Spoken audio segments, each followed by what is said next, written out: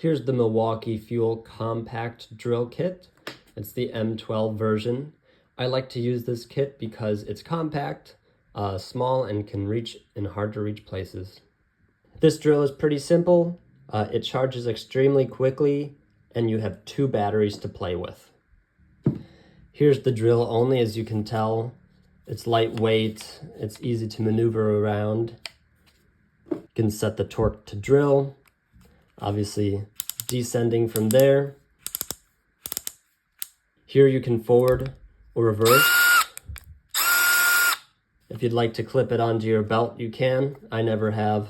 It's just a nice little idea. It has a light to it as well. It has a total of 4 different drill heads to it.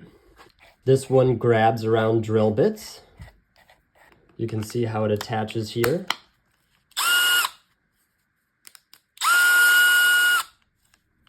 This one is good for hard to reach angles. You can put it any which way you'd like. Now for areas where you really can't fit a drill, this gives you some room there just to get over, say, a beam. That way you can be under the beam here, and it protrudes just enough so that you can reach where you need to.